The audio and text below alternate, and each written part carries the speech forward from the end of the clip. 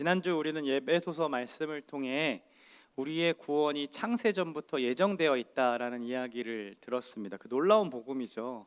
내가 어떻게 하지 않아도 하기 이전부터 나를 구원하시고 예정하셨다는 그 사실은 정말 우리에게는 복음이었습니다. 그런데 우리의 구원이 무엇을 통해 가능합니까? 예수님의 생명이 우리에게 전달됨으로 가능한 거죠. 그 말은 곧 예수님의 이 십자가 사건 또한 창세 전에 예정되어 있었다라는 겁니다. 오늘은 이 말씀을 통해서 예수님의 십자가를 지신 사건에 대해서 나누고자 합니다. 분명 오늘 이야기에 대해 처음 듣는 청년들도 있을 것이고 매번 고난주간마다 혹은 수련회마다 들었던 청년들이 있을 줄을 압니다. 소망하기로는 전하는 전하, 듣는 여러분들이나 마치 복음의 날것, 그 정말 처음 듣는 것처럼 그 새로운 감격과 놀라움과 기쁨이 넘치는 이 말씀의 자리가 되었으면 좋겠습니다. 말씀을 들으며 우리 안에 계신 성령 하나님을 의지합시다. 우리 그 마음 가지고 잠시간 기도하겠습니다. 우리 안에 계신 성령 하나님, 하나님을 의지하며 간구합니다. 우리의 성정은 늘 하나님을 돌아서서 내 생각과 내 판단을 더욱 신뢰하고 하나님의 말씀을 듣는 것보다 다른 것을 누리는 것을 더 좋아하는 사람들입니다. 그러나 하나님, 이 시간 하나님의 말씀을 듣고 싶사오니 또한 주의 그 십자가 그 사건을 들으며 나를 구원하신 것이 얼마나 큰 감사이고 기쁨인지 그 감격을 다시 누리고 싶사오니 오늘도 살아계셔 역사하시는 하나님, 우리를 주장하여 주옵소서. 하나님 앞에 예물을 드리는 손길들을 주님 축복하여 주시옵시고, 혹여나 예물을 드리지 못하여서 그 마음 가운데 죄책과 그 어두움 가운데 있는 청년들의 가운데 하나님 자유함을 또 허락하여 주시고, 이 예물을 드린 것이 마치 다 드린 것 마냥 살아가는 것이 아니라 내 삶의 전부를 드리고 싶어서 하나님과 늘 동행하기로 소망하는 우리 모두가 되게 하여 주옵소서. 감사하며 예수님의 이름으로 기도합니다. 아멘. 오늘은 이 십자가 사건의 말씀을 그냥 그 말씀 그대로 한번 제가 이렇게 여러분들에게 설명을 좀 해드리려고 합니다. 여러분 안에 계신 성령 하나님께서 친히 여러분들의 마음을 주장하시고 여러분들에게 분명하게 말씀하셨으면 좋겠습니다. 예수님 당시에 이스라엘은 로마 제국의 통치를 받는 그 지배국이었습니다. 그러나 우리와 달리 이스라엘은 스스로 이렇게 통치할 수 있는 통치권도 있었고 종교의 자유권도 있었습니다. 그래서 빌라도가 이스라엘 지역을 다스리는 총감독으로 있고 그 밑에 이게 지역을 나누어서 분봉왕이라는 사람들이 있었습니다. 그게 헤롯이었죠. 그러나 그 헤롯은 이스라엘 사람들에게 극히 인정받을 만한 사람은 아니었습니다. 그 출신 자체가 에돔 출신이었고 이방인이라는 꼬리표가 늘 붙어 다녔기 때문에 이 유대인들한테는 그는 그냥 이방인이었던 것입니다. 그래서 그 당시 정치적으로나 사회적으로나 종교적으로나 권위자로 여겨졌던 사람들이 누구였냐면 바로 종교 지도자들, 사두개인이나 바리새인들이었고 그보다 더 권위자였던 사람들이 바로 대제사장들이었습니다. 오늘은 특별히 대제사장들 중에 한 사람인 그 가야바라는 인물을 중심으로 이 예수님이 십자가 지신 사건을 좀 보고자 합니다. 이 당시 대제사장은 예루살렘의 정치와 사회 문제까지를 다 책임져야 하는 사람들이었습니다. 그래서 역사적으로 보면 이 직분을 맡다가 너무 힘들어서 그만해야겠다 하고서 다음 사람에게 물려주기도 하고, 더 젊고 능력 있는 사람들이 나타나면 야, 너가 하는 게 좋겠어 하고 자기는 은퇴하고 있는 것이 수두룩했다라고 합니다. 그런데 가야바가 대제사장직을 얼마나 맡냐면 30년 동안 이 직을 행합니다. 엄청 잘했던 거죠. 대제사장들의 업무들 중에 가장 골치 아픈 행사가 있습니다. 1년 행사 중에 가장 골치 아픈 행사가 바로 유월절이었습니다. 이날은 유대인의 대명절이기 때문에 다 어디로 몰리냐면 예루살렘 성전으로 다 몰려드는 것이죠. 그래서 유월절이 무엇을 기념하는 날입니까? 이스라엘 백성들이 애굽에 있었을 때에 양 피를 문설주와 좌우 임방에 발라서 그것이 넘어갔다라는 것을, 우리가 살았다, 그 피로 살았다라는 것을 기념하는 것이 유월절이잖아요. 그래서 이 유월절이 어린 양 피로 살았던 것을 기념하는 날로 모였기 때문에 이들이 늘 모이면 대화의 주제는 뭐였냐면 메시아였습니다. 이번 유월절에는 메시아를 보내주시지 않을까? 그 여자의 후손으로, 그 뱀의 후손을 짓밟는다고 했던 그 말씀이 이번 유월절에는 이루어지지 않을까? 이 시장 곳곳에서 사람들이 모일 때마다 이러한 이야기들이 막 난무했던 겁니다. 그런 기대와 희망이 막 넘쳤으니 이 기대와 희망, 이 군중들의 이 소란스러움과 기대와 희망을 이용했던 사람들이 있었습니다. 그게 누구냐면 열심당원이라고 하는 사람들이었습니다. 그러니까 쉽게 말해서 혁명가이고 테러리스트라고 할 수 있는 거죠. 그러니까 무력 투쟁으로 로마에게 항거하고 그리고 쟁취해오겠다, 우리는 독립하겠다라는 독립운동가이지만 사실 이스라엘 백성들에게 그들은 수치스러운 존재들이었습니다. 왜냐하면 그들이 무력으로 뭔가를 폭동을 일으키면 누가 등장합니까? 로마 군대들이 등장합니다.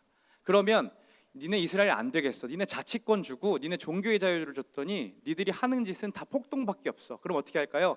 니네 다 그거 포기해 라는 하면서 대제사장들 다 직분을 내려놓게 되겠죠.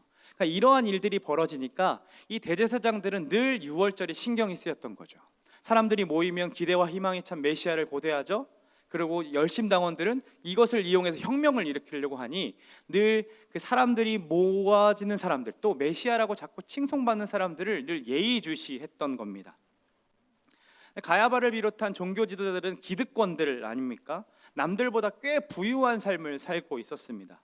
그런데 이러한 일이 생기면 자신의 집도 다 날아가게 되고 일자리도 날아가게 되니 이들이 드러나는 것, 혹 어떤 사람이 막 이렇게 혁명가로 막 추대받는 것, 이런 것들이 그들에게는 늘 마음의 어려움들이었고 예의주시했던 거죠. 그런데 청년 하나가 등장해요. 어떤 청년입니까? 30살 먹은 청년. 30살 누구죠? 30살? 지금 30살?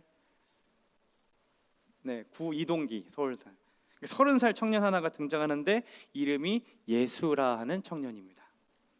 처음에는 별 관심을 두지 않았습니다. 이 나사렛이라는 동네에 촌동네 사람이잖아요. 그러니까 사람들을 몰고 다닌들 얼마나 영향력이 있겠는가 했죠.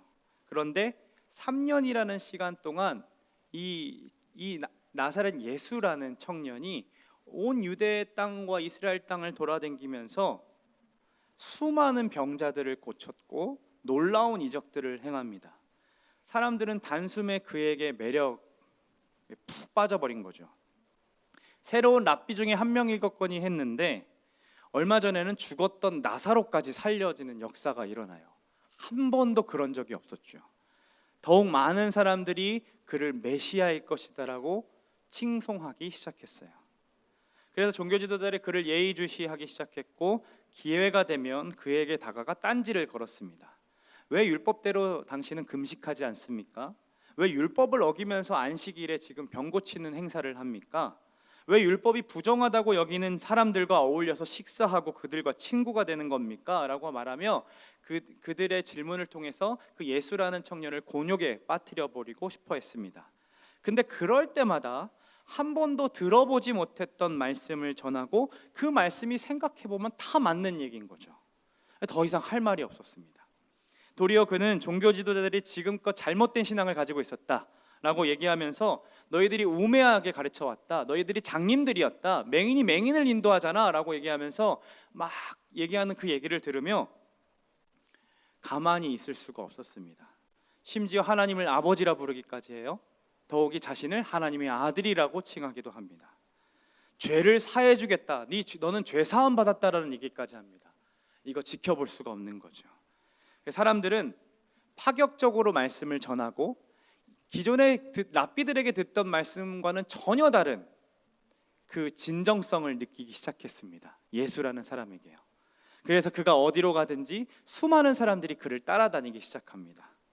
드디어 유월절이 되었습니다. 가뜩이나 유월절이면 심기가 곤두서 있는데 33살, 이제 3년이 지나고 33살 예수라는 청년이 나귀를 타고 예루살렘으로 들어오기 시작합니다. 그동안의 행보와는 완전히 다른 행보였습니다. 이전에는 사람들이 막 몰리면 한적한 곳을 찾아 떠났습니다. 유명해지고 싶어 하지 않는 것처럼 보였습니다. 그런데 그가 나귀를 타고 저 산 위에서 예루살렘으로 이렇게 내려오는 겁니다. 그 모습은 마치 하늘에서 메시아가 내려오는 것 같았고, 그 나귀를 탄 그 모습은 스가랴 선지자가 예언했던 그 예언을 이루는 것처럼 보였습니다. 사람들 눈에는 진짜 구약에서 예언했던 메시아였던 것이죠. 아니나 다를까 사람들이 자기 겉옷을 벗어서 그 앞에 내려놓고 그 겉옷을 밟고 카펫처럼 밟고 나귀를 타고 오기 시작합니다. 사람들은 막 종려나무를 흔들며 외치죠. 호산나 다윗의 자손 예수여 라고 외칩니다. 하늘에는 영광입니다 라고 외칩니다. 그런데 그가 그렇게 멋지게 입성하고 난 뒤에 자신들의 영역인 성전으로 들어오는 겁니다. 그러더니 갑자기 채찍을 뺏어서 막 화를 내면서, 한 번도 그런 본 적이 없는데 막 화를 내면서 자신들이 고용했던, 제사장들이 고용했던 상인들을 막 치면서 내쫓고 상을 뒤엎고 저리 가라고 얘기하면서 니네들이 강도의 소굴로 만들고 있다라고 얘기하죠. 심지어 성전이 타락했다라고 얘기하고요, 정화할 수 있는 그 권위가 자신에게밖에 없다라고 선포합니다. 이 종교 지도자들이 봤을 때 어떻게 느꼈을까요? 미친 사람이죠. 여러분들 한번 생각해 보세요. 지금 우리가 말씀을 막 전하고 있는데 저기서 어떤 사람이 오더니 채찍질을 휘둘리면서 이 강도의 소굴 막 이러면 이게 미친 사람이겠죠. 당장 우리 목사님들이 나가서 조용히 하라고 얘기하겠죠. 그런데 그래서 이제 그들이 가서 물었습니다. 도대체 당신이 무슨 권위로 이렇게 하느냐? 너 당신 뭔데 이렇게 하는 거냐 물었더니 오히려 그 말씀을 통해서 자신들의 권위가 땅바닥으로 탁 떨어지는 것을 보게 됩니다. 창피함만 겪어요. 대제사장이었던 가야바는 이 모습을 지켜볼 수가 없었고, 그래서 예수를 죽이고자 결단합니다. 그대로 두면 혁명이 일어날지도 모르고, 그렇게 되면 그나마 있던 종교의 자유와 자치권까지 다 로마에게 뺏길 수 있기 때문에 종교 지도자들을 모아놓고 이렇게 얘기합니다. 한 사람이 백성을 위하여 죽어서 온 민족을 망하지 않게 하는 것이 너희에게 유익한 줄을 생각하지 못하느냐라는 거죠. 이게 무슨 말입니까? 야, 이거 그냥 두면 우리가 다 망할 거잖아. 그럼 빨리 한 사람 죽여가지고 우리 백성들 안 망하게 하면 되잖아. 그 한 사람 죽이자라고 얘기하는 거죠. 그 한 사람이 누구입니까? 예수 그리스도입니다. 굉장히 있을 법한 것으로 합리화시켜서 얘기하고 있죠. 그 당시에 존경받았던 지도자들 70명들이 새벽에 모여요. 어디 집에 모이냐면 가야바의 집에 모여요. 그래서 그를 잡을 명분을 만들기 위해 막 증거들을 수집합니다. 그때 그 사람이 이랬다, 그때 이 사람이 이랬다, 이런 증거들을 수집했겠죠. 그런데 그때에 가룟 유다라는 그 예수를 따르던 무리 중에 한 명이 찾아와서 그를 잡을 기회와 방법을 대뜸 전해주는 겁니다. 단돈 은 30이에요. 그래서 그들은 새벽에 예수와 무리들이 있는 겟세마네 그 동산으로 가서 경비대들을 보내어 그를 체포해 옵니다. 다 싸그리 잡아가지고 동일하게 벌하려고 했는데 예수를 잡는 순간 모든 제자들이 다 도망갔고 예수만 도망가지 않아서 그를 체포해서 데려옵니다. 새벽에 재판이 열렸습니다. 새벽에 열리는 재판은 부당한 재판입니다. 그러나 그들은 자신의 행동들이 옳은 것임을 증명하기 위해 예수님을 신문하고 심지어 때리고 모욕합니다. 그런데 예수님 어떻게 하십니까? 타협하지도 않고 굽히지도 않습니다. 그 앞에 불쌍한 척 아무것도 없습니다. 한 번만 봐달라는 얘기 그런 것 없습니다. 오히려 이렇게 얘기하십니다. 내가 말을 잘못하였으면 그 잘못한 것을 좀 증언해봐. 바른 말을 하였으면 너 왜 나를 치냐? 라고 얘기하는 거죠. 아주 당당하게 거침없이 이들의 행동이 잘못되었는 것을 말합니다. 이스라엘에게는 재판을 하고 그에게 벌을 내릴 권한은 있었지만 사형시킬 권한은 그들에게 없었습니다. 그 사형권은 누구에게만 있었냐면 로마에게만 있었습니다. 그래서 그는 그 새벽에 예수를 붙잡아 로마 총독인 빌라도를 향해 갑니다. 빌라도를 찾아가서 이를 죽여야겠다라고 얘기하는 거죠. 그래서 빌라도는 그들이 왜 예수라는 청년을 죽이라고 하는지 납득이 가지 않는 겁니다. 그 모습은 지금까지 봐왔던 혁명가들의 모습과는 전혀 다른 행태의 모습이었기 때문이죠.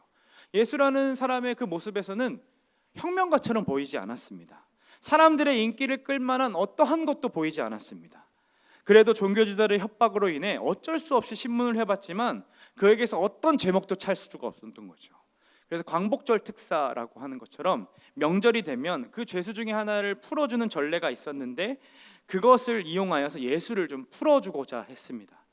왜냐하면 그들이 시기함으로 질투함으로 예수를 잡아온 것을 알았기 때문입니다. 그래서 이렇게 얘기하죠. 너희는 내가 누구를 놓아주기를 원하느냐? 바라바냐 그리스도냐 하니 그리스도라는 예수냐 하니 뭐라고 합니까? 이르되 바라바입니다. 아까도 얘기한 것처럼 바라바는 유대인들에게 수치스러운 인물이었습니다. 그는 정치적 반란에 가담했고 그 과정에서 살인하였고 강도로 취급받았습니다.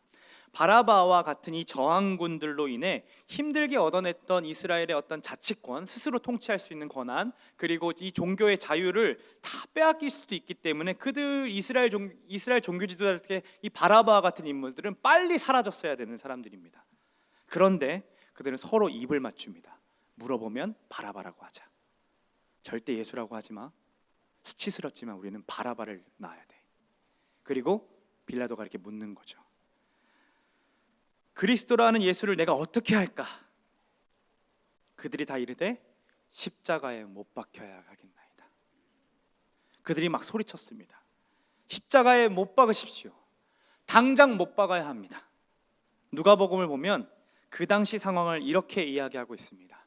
그들이 큰 소리로 재촉하여 십자가에 못 박기를 구하니 그들의 소리가 이긴지라. 그들의 소리가 그것을 압도하였습니다. 그만큼 그들은 예수님을 증오했고 두려워했습니다. 이후 예수님은 공개적인 매질을 당하기 시작합니다. 요세푸스라는 책을 보면 이들이 매질을 할 때 사용하는 이 가죽 채찍을 물에 불려서 사용했다고 합니다. 그 가죽 채찍 끝에는 동물들의 뼈들이 박혀 있습니다. 그래서 한 번 칠 때마다 이 채찍이 살점에 박히고 그리고 다시 살점을 뜯어내서 나오는 겁니다. 매질을 하는 사람, 그러니까 매 맞는 사람 말고 매질을 하는 사람은 그가 지쳐 쓰러질 때까지 그를 쳤다라고 합니다. 그러면 그가 지쳐 쓰러지면 끝날까요? 아니요. 그 다음 대기자인 사람이 다시 채찍에 물에 불리고 그 채찍을 다시 지칠 때까지 쳤다라고 합니다. 그렇게 수없이 채찍질을 하게 되면 살과 피와 그 뼈가 범벅이 되어 죽처럼 바닥이 흥건해지고 죄수의 몸에는 근육들이 다 너덜너덜해지며 죄수의 그 몸에 뼈까지 드러났다라고 합니다. 그래서 이 고통이 너무나도 커서 십자가형을 당하기 전에 매질을 맞고 죽는 이들이 허다했다라고 기록합니다. 그렇게 채찍질을 한 뒤에 유대인들 앞에 예수님을 데려다 놓습니다. 머리에는 가시 면류관이 쓰여져 있고 자주색 홍포를 입혀 놓았습니다. 아마도 예수님은 제대로 눈도 뜨지 못하고 제대로 서 있을 수가 없는 상태였을 겁니다. 몸을 바들바들 떨면서 그 앞에 힘겹게 서 있었을 겁니다. 근데 이 모습을 보면 사람들의 마음이 조금이라도 그 화가 좀 누그러지고 잦아들어서 그만하면 됐다고 그렇게 할 거라고 생각했습니다. 그런데 지금 이 광경을 보면서도 그들이 이렇게 소리치는 것이 바로 오늘 본문의 이야기입니다. 함께 읽어볼까요? 빌라도가 유대인들에게 이르되 보라 너희 왕이로다. 그들이 소리 지르되 없이 하소서 없이 하소서 그를 십자가에 못 박게 하소서. 그 다음 거 읽어볼까요? 빌라도가 이르되 내가 너희 왕을 십자가에 못 박으랴. 대제사장들이 대답하되 가이사 외에는 우리에게 왕이 없나이다 하니 없애버리십시오. 이것저것에 소리칩니다. 없애버리십시오. 없애버리십시오. 십자가에 못 박으십시오. 당장 죽이십시오. 내가 유대인의 왕 너희들의 왕을 이렇게 하랴. 우리는 가이사 외에는 왕이 없나이다. 십자가는, 이 십자가 처형은 이스라엘에게 치욕감을 주는 형벌입니다. 로마 제국의 힘이 강력하다라는 것을 보여주는 형벌이었습니다. 로마 제국에게 덤비는 자는 이렇게 된다라는 것을 가르쳐주기 위해 십자가에 매달아 사람들이 다니는 그 거리에 십자가를 둡니다. 그럼 사람들이 그 고통에 의해 그 앞에서 대소변도 가리지 못하고 그 앞에 줄줄 싸는 것이 십자가 처형이었습니다. 그 수치심과 고통을 겪으면서 일주일, 더 많게는 한 달까지도 거기에 매달려 죽어지는 것이 십자가 처형이었습니다. 그럼 많은 사람들이 뭐 할까요? 그에게 먹을 것을 갖다 줄까요? 아니요. 가만히 있지. 왜 로마 제국을 위협해서 우리까지 위협되게 만드냐? 라고 얘기하며 그들을 모욕하고 지나가면서 침을 뱉고 돌을 던지고 흙을 뿌렸습니다. 어른부터 아이까지 그 수치심은, 그 수치스럽게 하고 모욕적인 말들은 끊이지 않았습니다. 그런데 지금 그 십자가를 지라고 얘기하면서, 못 박으라고 얘기하면서 예수를 죽이라고 소리치고 있습니다. 빌라도가 봤을 때 이해가 안 되는 겁니다. 이 십자가는 이스라엘 백성들에게 수치스러운 거고 치욕스러운 건데 도대체 이 사람은 무슨 잘못을 했길래? 그래서 묻습니다. 너희 왕을 십자가에 못 박으라고? 그들이 대답합니다. 가이사 외에는 우리에게 왕이 없나이다.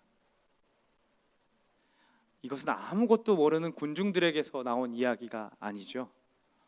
하나님을 누구보다 잘 믿었던 자들입니다. 율법을 철저하게 지키며 살아왔던 종교 지도자들의 입에서 가이사 외에는 왕이 없습니다라고 고백합니다. 성경을 어려서부터 봤고 성경을 외우고 가르쳐온 사람들의 입에서 가이사만이 우리의 왕입니다. 저 자를 십자가에 못 박으십시오라고 말하는 겁니다. 그들은 자신들의 구원자인 예수님을 알아보지 못하고 도리어 그를 죽이기 위해 자신들이 그동안 섬겨왔던 그 하나님, 자신들의 신념 또한 다 버립니다. 로마 황제를 왕으로 여긴다라는 것은 로마 황제만이 강력한 신이라고 고백하는 것과 마찬가지였습니다. 이 이야기는 곧 나 외에는 다른 신을 섬기지 말라 하였던 제1계명, 10계명의 제1계명을 어기는 일임에도 불구하고 그들은 예수를 바라보며 십자가에 못 박으라 외치고 가이사 외에는 왕이 없다라고 이야기합니다.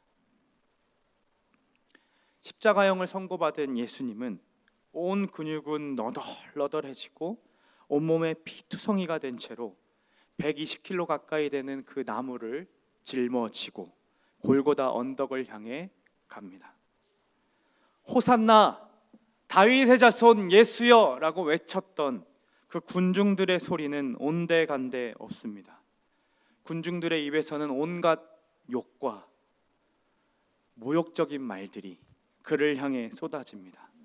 마치 사기꾼에게 엄청난 것을 속은 사람들처럼 그를 향해 침을 뱉고 돌을 던집니다. 그분에게 이렇게 해서는 안 됩니다. 그분은 내가 알기로는 기적도 행했고 그분은 나사로도 살렸습니다. 그분은 그런 만한 사람이 아닙니다 라고 변호하는 이들이 아무도 없었습니다. 죽기까지 따르게 했던 제자들, 주님 나라가 임하면 자신들이 좌의정 우의정 하겠다라고 했던 그 제자들 다 어디로 갔는지 사라졌습니다. 예수님께서 내가 마시는 잔을 너희도 마실 수 있느냐라고 했을 때 물론이죠 하나님, 물론이죠 예수님, 우리가 마실 수 있습니다 라고 했던 그들도 다 사라졌습니다.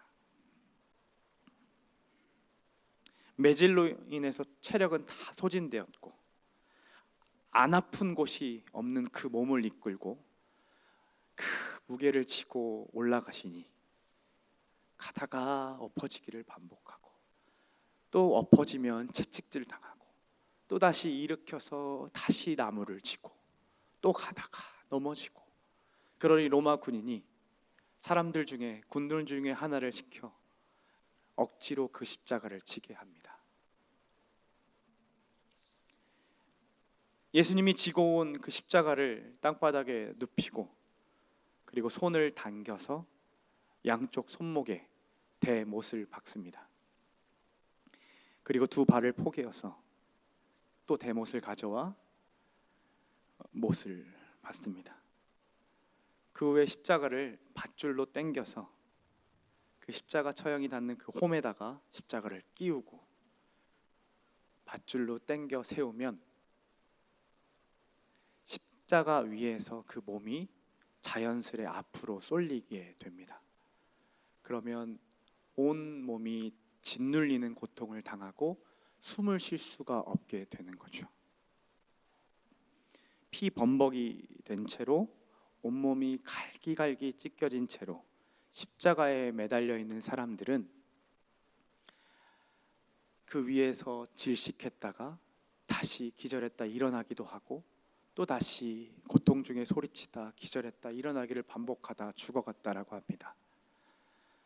마찬가지로 예수님을 그렇게 매달아 놓고 지금 그 앞에 종교 지도자들이 또 서 있습니다. 가야바도 그 현장에 있습니다. 그리고 이렇게 이야기합니다. 지나가는 자들은 자기 머리를 흔들며 예수를 모욕하여 이르되 아하 성전을 헐고 사흘에 짓는다는 자여 내가 너를 구원하여 십자가에서 내려오라 하고 그 뒤에 같이 한번 읽어볼까요? 그와 같이 대제사장들도 서기관들과 함께 희롱하며 서로 말하되 그가 남은 구원하였을 때 자기는 구원할 수 없도다. 성전을 무너뜨리다는 자 어디 갔냐? 야 이게 뭐냐? 야 성전 멀쩡하게 있잖아. 너 왜 지금 십자가에 있니? 죄사함을 선포하던 그 사람 어디 갔냐고. 사람들에게 구원을 선포하면서 너 하나도 구원 못하는 게 네가 구원자라고? 무지한 그들은 끝까지 자신들을 구원하러 오신 그 예수님을 알아보지 못하고 자기 옳은 소견대로 정말 최선을 다해 예수님을 모욕하고 희롱합니다. 우리는 지금 아주 짧은 시간 예수님이 예루살렘을 입성하신 그 순간부터 십자가에 매달리시길 때까지의 그 말씀을 아주 객관적으로 살펴보았습니다. 이 종교 지도자들은 자신들의 자리를 잃고 싶지 않아서 예수를 죽이고자 합니다. 마치 아담이 하나님처럼 되고자 선악과를 따먹었던 것처럼 그들은 하나님을 시기하고 그리고 그 시기를 통하여 자신이 하나님 자리에 올라서 심판을 하게 됩니다. 그래서 그를 어떻게든 죽이고 싶어 하죠. 없는 사람처럼 취급하고 싶어 합니다. 가이사 외에는 왕이 없다라고 말하면서까지 나의 왕은 로마 황제라고 말하며 죽이려 했습니다. 이 모습을 한 절 한 절 읽어보는데 우리가 마치 거기에 있는 것 같은 겁니다. 아니 이 모습이 우리의 모습 같아 보였습니다. 우리의 왕이 누구십니까? 예수님 아니십니까? 우리 앞전에도 예배를 시작할 때 뭐라고 고백하며 찬양했습니까? 예수 우리 왕이여 이곳에 오십시오라고 고백하지 않았습니까? 그분이 오시고 그분의 나라가 임하고 그분의 통치를 기다리며 간구했습니다. 그런데 얼마 지나지 않아 우리는 지금 예배하는 지금 이 순간조차 그분의 왕되심을 인식하지 못하고 있지는 않습니까? 내 스스로가 내 인생의 주인이라 말하며 내가 내 인생을 다스리는 왕이어야만 하니 이것이 마치 당연하다라고 생각하지 않습니까? 인정하기 싫지만 사실 우리의 삶이 그렇게 예수님이 왕이 아니라 내가 왕이라고 내가 하나님이라고 그렇게 우리의 삶이 증명해 오지는 않았습니까? 정말 예수님이 우리의 왕이십니까? 정말 예수님이 저와 여러분의 왕이십니까? 예수님이 정말로 이 자리에서 좌정하여 다스리시는 왕으로 여러분 여기십니까? 그런데 어찌도 우리의 예배는 마치 하나님이 인식되지 않는 것처럼 드려지게 될까요? 왕이신 예수님과 만나기로 한 약속의 시간을 너무 쉽게 내 스케줄에 맞추어 아무 때나 들락날락하는 우리의 태도는 정말 예수님이 왕이십니까? 왕이신 예수님만을 찬양하며 높여야 함이 당연한 것인데 내 느낌과 내 상황과 내 기준에 미치지 못하는 찬양이라 생각하며 이건 예배가 아니라고, 이런 게 찬양이라고, 이런 게 예배라고 말하는 게 정말 왕 되신 예수님을 왕으로 인정하고 있는 태도입니까? 태초부터 말씀으로 계셨던 그 왕이신 예수님께서 지금 저와 여러분에게 분명하게 말씀을 선포하고 계시는데 저와 여러분은 지금도 수많은 왕들을, 수많은 신들을 섬기고 있지는 않습니까? 저를 돌아보니 예배 순간순간마다 제가 왕이었음을 보게 되었습니다. 말씀을 이용해서, 예수님을 이용해서 누구보다도 인정받고 싶고 찬양받고 싶어하는 왕은 바로 저였습니다. 나의 감정과 나의 멘탈을 멀쩡하게 유지하게 만들 수 있는 것은 그래, 나를 인도하시는 왕이신 하나님이시, 그 말씀의 구절, 그 말씀의 구절구절들, 하나님이 나에게 사랑으로 남겨주신 그 말씀이 아니라 내 통장의 잔고였습니다. 다른 사람으로부터 받는 인정들이었습니다. 그것이 내 안정감이었고 그것을 통해서 내가 안전하다고, 평안하다라고 말하는 족족이었습니다. 가이사 외에는 왕이 없습니다. 가이사 외에는 우리에게는 왕이 없습니다. 이렇게 고백하는 그들의 말을 통해 너무 마음이 아팠습니다. 얼마 전에 미국에서 유색인종이라고 얘기하며 한 청년이 6명을 살인하였습니다. 총으로 쐈다고 합니다. 그런데 그 청년이 어떤 청년인 줄 아십니까, 여러분? 교회에서 교회 오빠라고 얘기할 수 있을 만큼 거룩하고 누구보다 신실하고 우리로 따지면 찬양팀하고 리더하고 여러 가지 교사를 감당했던 청년이었다는 거죠. 근데 그가 왜 사람을 죽였습니까? 그들을 통해서 지금 악이, 유색인종을 통해서 악이 이 시대에 팽배하다라고 얘기하며 처단해야 될 대상이라고 여겼던 겁니다. 율법 지도자들처럼 그 또한 하나님 앞에 있었고 그 또한 하나님을 섬기는 사람이었고 그 또한 리더하며 교사하며 여러 가지 교회 오빠라고 신실한 청년이라고 심지어 간증까지 했던 사람인데 결국 결정적인 순간에는 가이사 외에는 왕이 없다 얘기하며 자신 스스로가 왕이 되어 그를 처단했다라는 겁니다. 이 모습이 자꾸 우리의 모습 같은 겁니다. 자꾸 저의 모습 같은 겁니다. 예수님께서는 육체적인 고난뿐만 아니라 창세전부터 삼위로 하나이시며 성부의 사랑을 누리셨던 그 아들께서 한 번도 경험해보지 못하셨던 그 죄, 그 오물들을 다 뒤집어 쓰시고 십자가 앞에 매달리십니다. 그리고 하나님으로부터 오는 단절감을 처음 경험하십니다. 그래서 괴로워하고 있음에도 불구하고 끝까지 그들이 뭐하고 있습니까? 조롱하고 모욕하고 있습니다. 그 모습이 우리의 모습과는 오버랩되지 않습니까? 죽기까지 따르겠노라고 찬양했지만 위기가 찾아오면 언제 그랬냐는 듯 몸을 사리고 도망치는 제자들의 모습이 바로 우리의 모습은 아닙니까?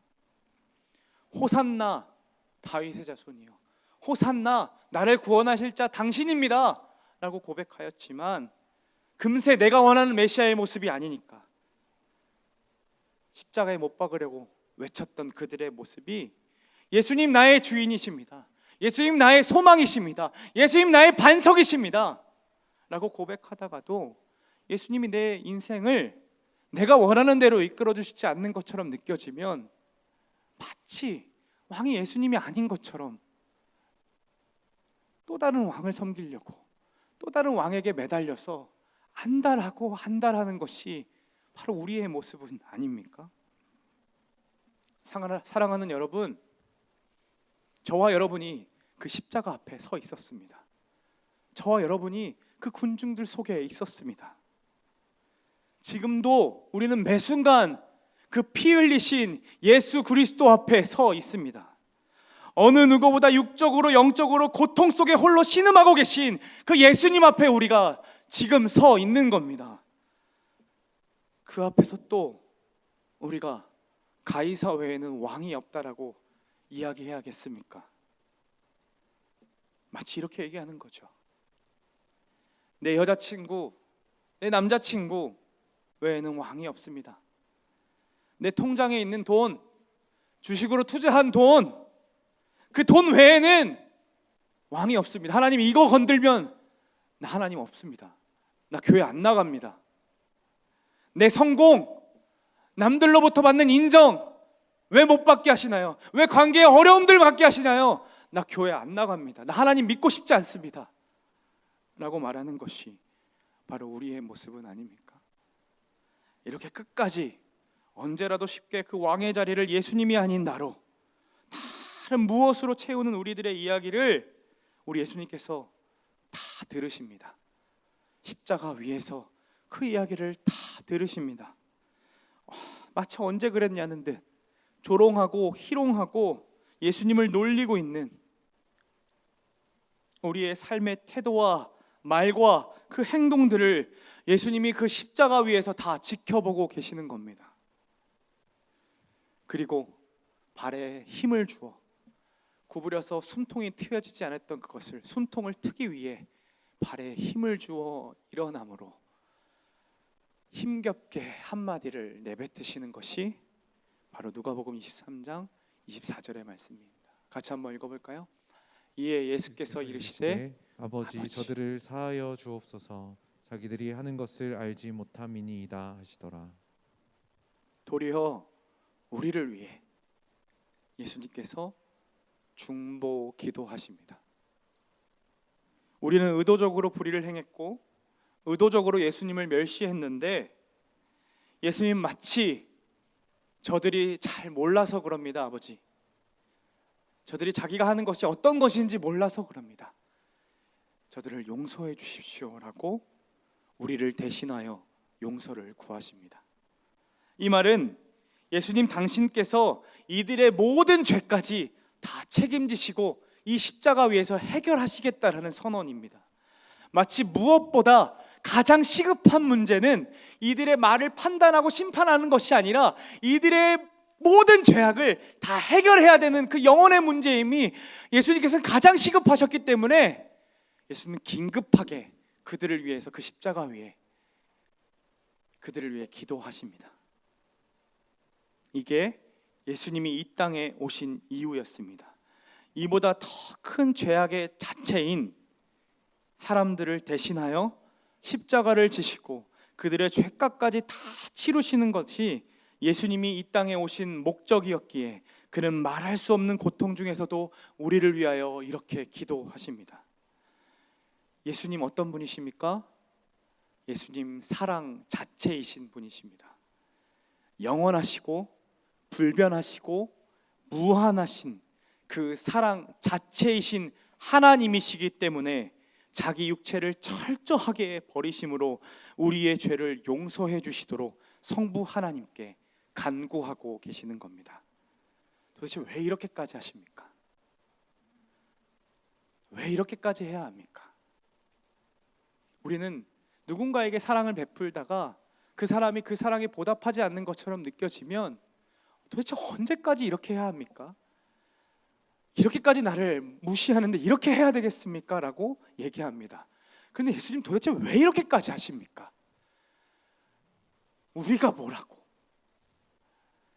우리는 그 앞에서 피를 철철 흘리는 예수님을 경험하고 알고 깨달음에도 불구하고 여전히 가이사 외에는 왕이 없다라고 외치는 거면서 그렇게 예수님을 버리고 부인하는데 도대체 왜 예수님은 이렇게까지 하십니까?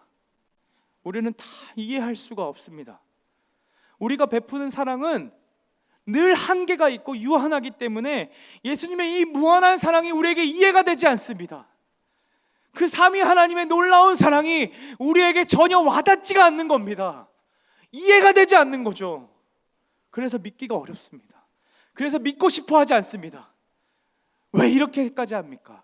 그 사랑이 가늠되지가 않으니까. 그렇게 나를 사랑하셨던 그 무한하신 사랑이 혹여나 이해가 되기라도 하면 세상의 사람들처럼 꼭 보답해야 할 것 같아서, 그분이 이렇게까지 사랑해줬으니 나는 더 사랑해줘야 되는구나, 나는 더 헌신해야 되는구나, 난 그렇게까지 예수님 믿고 싶지 않은데, 난 그렇게까지 신앙생활하고 싶지 않은데, 그래서 그 사랑을 자꾸만 외면하는 겁니다. 무한하다고, 그 사랑이 불변하다고, 그 사랑은 변함이 없다라고 얘기하고 있음에도 불구하고 그렇게까지 믿고 싶지 않는 겁니다. 왜요? 그 사랑이 믿어지면, 그 사랑이 내 거라고 믿어지면 내가 더 헌신해야 될 것 같으니까, 내가 지금 왕으로 여기는 거 다 포기해야 될 것 같으니까, 그거 포기하고 싶지 않아서, 그거 놓고 싶지 않아서 예수님을 왕으로 인정하고 싶어 하지도 않고 예수님을 사랑으로 누리고 싶어 하지도 않는 겁니다.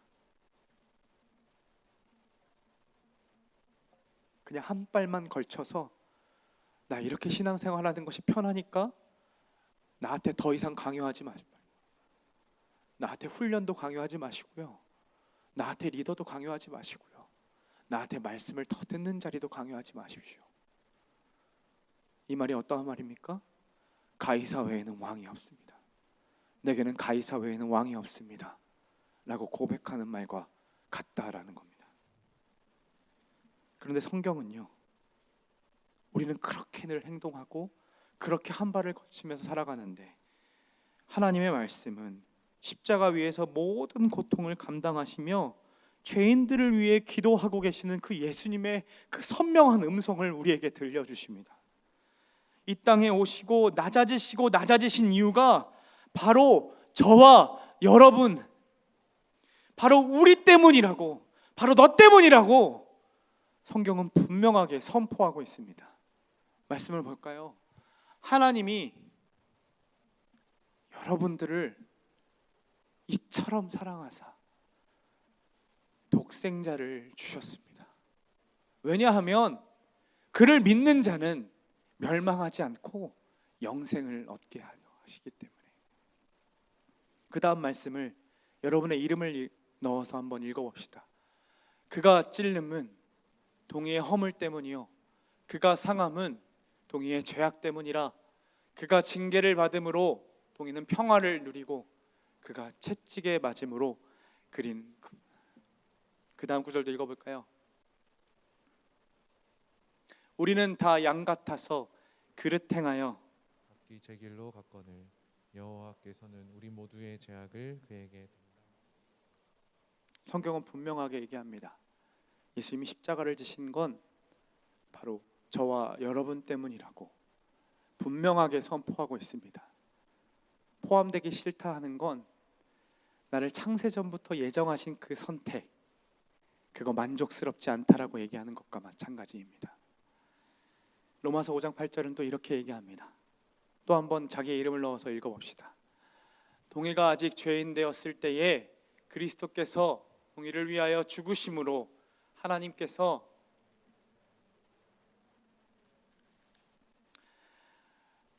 사랑하는 여러분, 어쩌면 우리는 이 놀라운 복음을 듣는 지금도 우리는 내 삶의 그 왕의 자리를 놓치고 싶어 하지 않을 수 있습니다. 그러나 여러분 괜찮습니다. 요한일서 말씀은 우리가 먼저 사랑했기에 예수님이 사랑해 주신 것이 아니라 그가 우리를 먼저 사랑하셨다라고 선포합니다. 이렇게 우리의 날마다 우리의 왕이 예수님이라는 사실을 얘기하고 또 돌아서서 내 스스로가 왕이 되고 싶어하는 나의 처지와 나의 그 죄악됨과 나의 그러한 부족함들, 연약함들 다 하나님께서 아십니다. 알고 계십니다. 그래서 십자가 위에서 기도하십니다. 아버지, 우리 청년들, 내 사랑하는 내 자녀들 지금 자기가 하는 일들을 모릅니다. 그러니 용서해 주십시오. 아니, 이렇게 선포하십니다. 아버지, 내가 이 모든 죄악까지, 지금 이들이 짓고 있는 모든 죄악까지 내가 다 담당했습니다. 내가 다 책임진 거 아십니까? 아버지, 그들을 깨끗게 하시고 그들에게 성령을 보내사 그 성령의 충만함을 주사 그 놀라운 구원을 그 매 순간 매일의 매일의 삶 가운데 이루게 하여 주옵소서. 그것이 우리 삼위 하나님께서 우리의 구원을 계획하시고 성취하시고 이루시는 그 놀라운 역사입니다. 이것이 언제부터 예정되어 있다고요? 창세 전부터 예정되었습니다. 여러분, 이 놀라운 복음 여러분 안 믿으시겠습니까? 그 놀라운 복음으로의 초대 여러분 또 거절하시겠습니까? 고난주간이 시작됩니다. 우리는 매년 신앙생활을 하면서 똑같은 고난주간을 보냈고 똑같은 부활절을 맞이하였습니다. 그러나 이번 고난주간은 아침마다 새로우시고 성실하신 그 하나님을 날마다 경험하는 고난주간이 되었으면 좋겠습니다. 매일매일의 삶 가운데 나의 그 왕의 보좌의 자리에서 내가 스스로 내려와서 예 하나님, 내 시간의 왕은 하나님이십니다. 내 재정의 왕은 하나님이십니다. 내 직장의 왕은 하나님이십니다. 내 학업의 왕도 하나님이십니다 라고 고백하는 우리의 하루하루가 되기를 간절히 소망합니다.